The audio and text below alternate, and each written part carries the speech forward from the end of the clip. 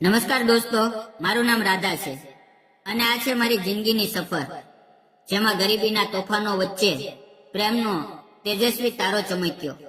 આ વાર્તા નથી, પણ એક સાચી લાગણીઓની ગાથા, જેમાં સંઘર્ષ, આંસુ, માનવતા અને અંતે અપાર શાંતિ અને ખુશી છે.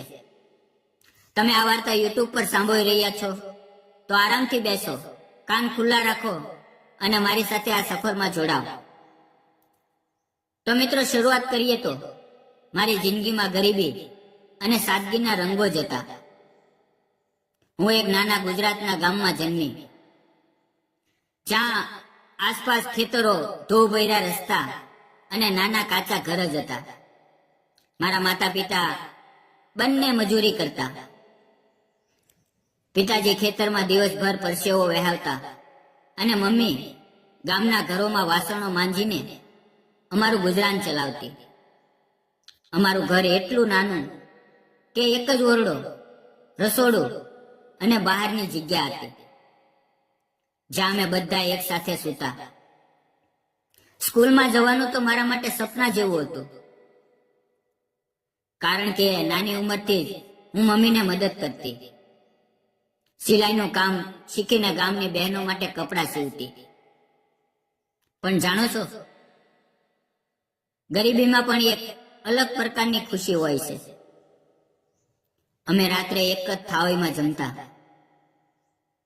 પિતાજી ક્યારેક બજારમાંથી એક નાની મીઠાઈ લાવે તો આખો પરિવાર તેને વહેંચીને ખાઈએ, અને એમાં જ અમને લાગે કે અમે સૌથી ખુશ છીએ.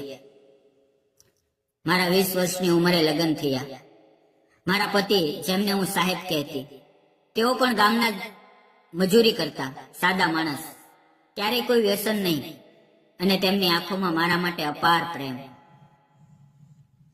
અમારા લગ્ન પછીના દિવસો ખૂબ મધુર હતા.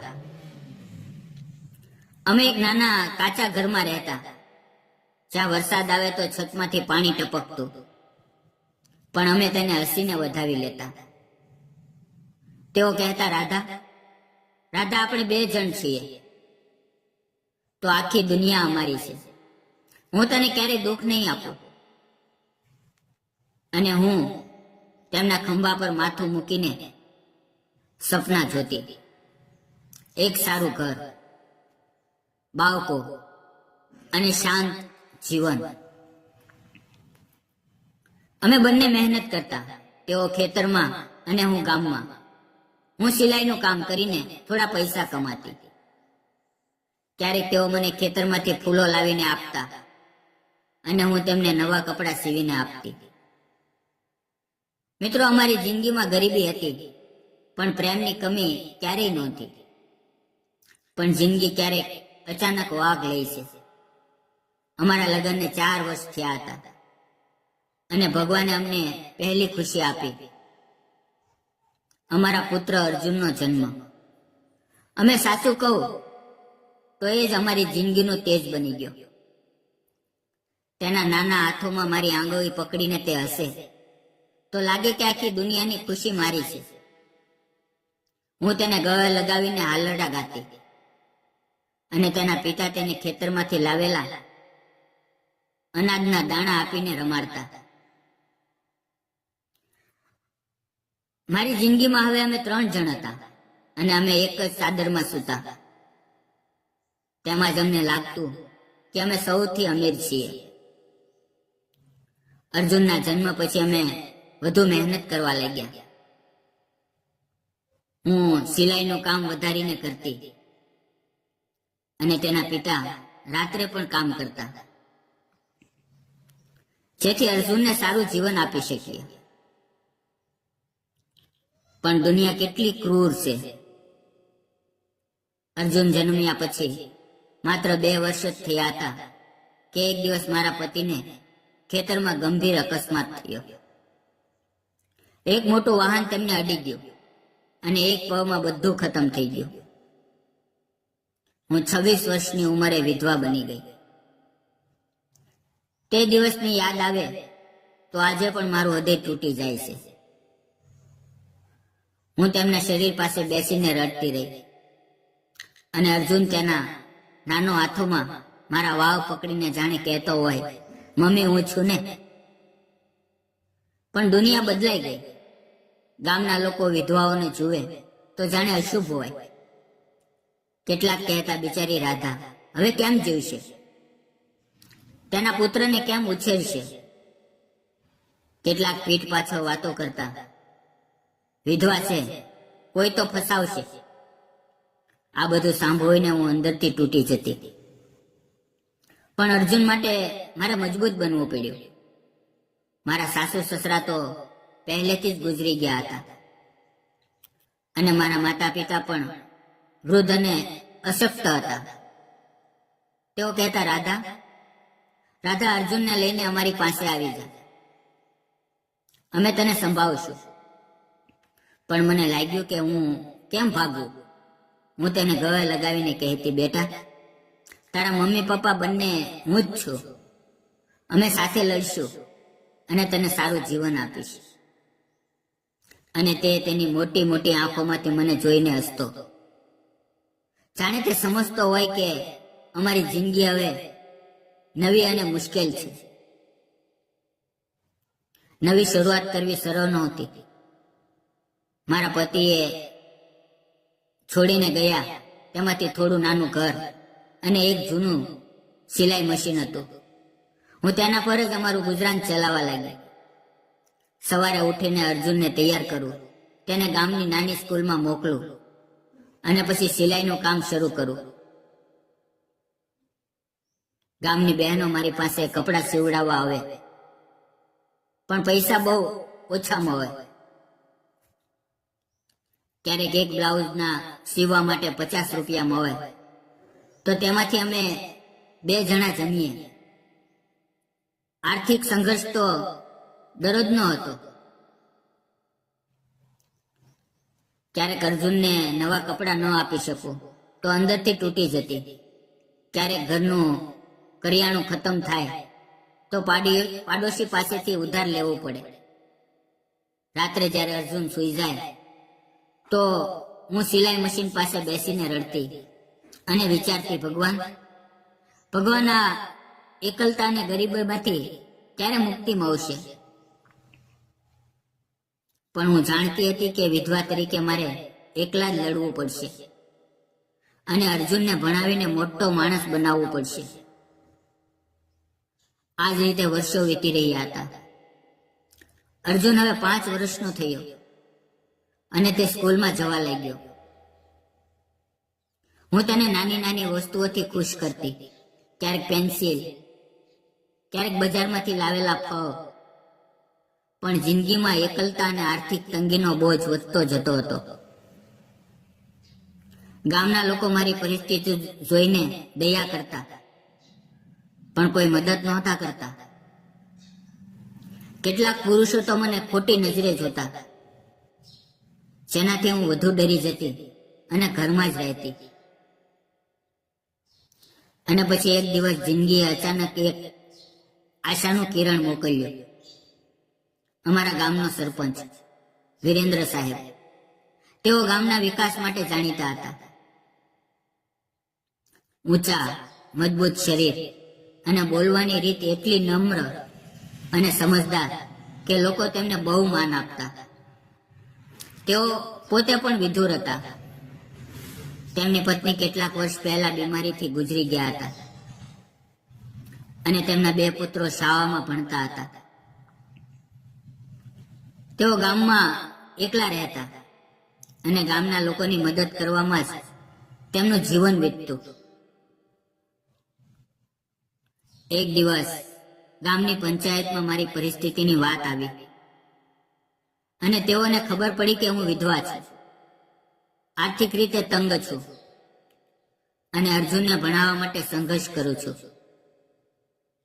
વિરેન્દ્ર સાહેબે મારી મદદ કરવાનું શરૂ કર્યું, પણ એકદમ નિષ્ઠાપૂર્વક અને માન સાથે. તેઓ ક્યારેક મારા ઘરે આવીને અયોગ્ય વર્તન ન કર્યું.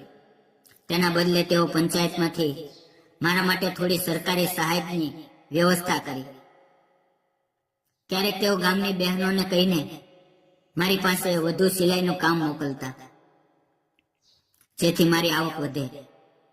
એકવાર તેઓ મારા ઘરે આવ્યા, માત્ર અર્જુનને જોવા અને તેની સ્કૂલની ફી માટે થોડા પૈસા આપવા.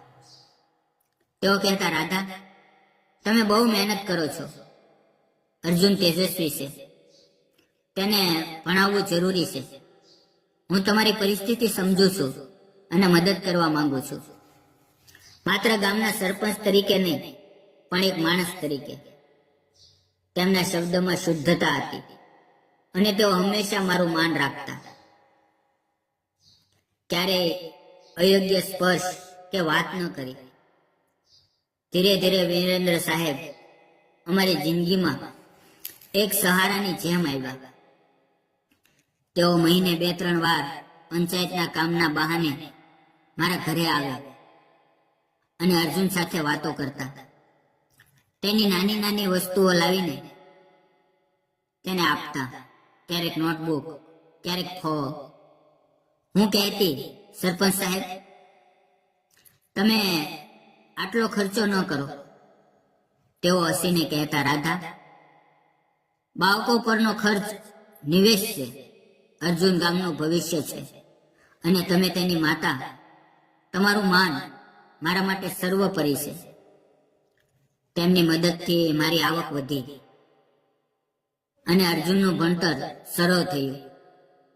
તેઓ મારી વાતો સાંભળતા અને કહેતા, રાધા, તમે બહુ હિંમતવાન છો.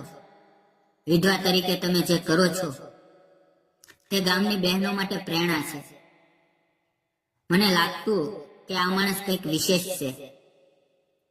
એક સાંજે જ્યારે આકાશમાં વાદળો ઘેરાયા હતા અને પવન ફૂંકાઈ રહ્યો હતો, વિરેન્દ્ર સાહેબ આવ્યા. તે આજે થોડા ગંભીર લાગતા હતા. અર્જુન બહાર રમી રહ્યો હતો. મેં પૂછ્યું, સરપંચ સાહેબ, બધું ઠીક છે? તેઓ ધીમેથી બોલ્યા, રાધા, હું તમારી બહુ ઇજ્જત કરું છું. તમે જે રીતે અર્જુનને ઉછેરો છો તે જોઈને મનમાં અપાર માન છે. હું શાંત રહી. તે આગળ બોલ્યા, સાચું કહું તો મારા જીવન પણ ખાલીપો છે. મારી પત્નીના ગયા પછી એકલતા છે. આપણે એકબીજાનો સહારો બની શકીએ. મારા હાથમાંથી સિલાઈની સોય પડી ગઈ. મને વિશ્વાસ નહોતો આવતો. તેઓ કહેતા ગયા, રાધા, હું તમારા અને અર્જુનના જીવનમાં ભાગ બનવા માંગુ. હું તમારી સાથે લગ્ન કરીને અર્જુનના પિતા બનીને હું તમને આખી જિંદગી માન અને સહારો આપીશ. મારા હૃદયના ધબકારા તેજ થઈ ગયા. મેં કહ્યું, સરપંચ સાહેબ, હું ગરીબ છું, વિધવા છું. સમાજ શું કહેશે? તેઓ હસ્યા. રાધા, સમાજ તો ભગવાનની પણ ટીકા કરે છે, પરંતુ જ્યારે તેઓ જોશે કે આ પ્રેમ શુદ્ધ છે તો તેઓ સ્વીકારી લેશે. મારી આંખોમાં આંસુ આવી ગયા અને પહેલી વાર મને લાગ્યું કે જિંદગી ફરી ખીલી રહી છે. જ્યારે મેં અર્જુનને કહ્યું, તે દોડીને વિરેન્દ્રને વળગી પડ્યો અને કહ્યું, અંકલ, તમે મારા પપ્પા બનશો ને? તે પળમાં મારી જિંદગી પૂર્ણ થઈ ગઈ. અમારા કુટુંબોએ અને ગામના લોકોએ આશીર્વાદ આપ્યા. સમાજે અમારા નિર્ણયને સ્વીકારી લીધો, કારણ કે વિરેન્દ્ર સાહેબનું માન અને અમારો પ્રેમ શુદ્ધ હતો. સરળ રીતે અમારા લગ્ન થયા. હવે વિરેન્દ્ર મારા પતિ છે અને અર્જુનના પિતા. તેઓ કહે છે, રાધા, હવે તારી દરેક ચિંતા મારી છે. અમે સાથે હસશું, સાથે જીવશું. દોસ્તો, આ વાત છે સહારાની, જ્યાં ગરીબી, સંઘર્ષ અને વિધવાપણાની વચ્ચે પ્રેમ અને માનવતા મળ્યા. સમાજે અમને સ્વીકારી લીધા અને જીવન ફરી સુંદર થયું. જો તમને વાર્તા ગમી હોય તો લાઈક, શેર અને સબસ્ક્રાઇબ કરજો. ફરી મળશું મિત્રો આવતીકાલે એક નવી વાર્તામાં. ત્યાં સુધી આવજો. વિડીયો પૂરો જોવા બદલ દરેકનો ખૂબ ખૂબ ધન્યવાદ મિત્રો.